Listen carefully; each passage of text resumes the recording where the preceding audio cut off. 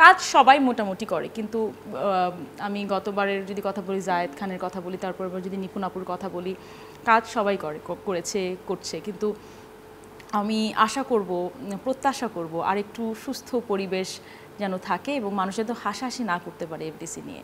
FDC একটা চলচ্চিত্র সবচেয়ে বড় জায়গা, এবং সেই জায়গাটাকে আরও সম্মানের সাথে আমরা কিভাবে দেশের মানুষের কাছে তুলে ধরতে পারি, এটা আমার মনে হয় খুব ইম্পর্ট্যান্ট। আসলে পরিবেশ পরিস্থিতি সব কিছু নিয়ে মানুষ কিন্তু নানান ধরনের কথাও তোলে, কিন্তু সব কিছু শেষে আমরা একটাই আশা করি, একটাই আমাদের প্রত্যাশা যে এফডিসি আবার আগের রূপে ফিরে আসুক সবার মাঝে আর শিল্পীদের মাঝে। আসলে 70, 80, 90-এর রূপ আমি দেখিনি, তো আমি জানি না এফডিসির বেস্ট রূপ যেটা, সেটাই যেন আমরা দেখতে পাই। একদম একেবারে। আর সবচেয়ে বড় কথা হচ্ছে যে শিল্পীদের পাশাপাশি থেকে একজন শিল্পীর সাথে আরেকজন শিল্পীর কিন্তু সম্পর্ক খুব একটা ভালো আমরা দেখতে পাই না। তো এই সুসম্পর্ক থাকাটাও আসলে আমার কাছে মনে হয় খুব বড় একটা ব্যাপার। আপনিও আশা করি আমার সাথে একমত হবেন। অ্যাবসলিউটলি।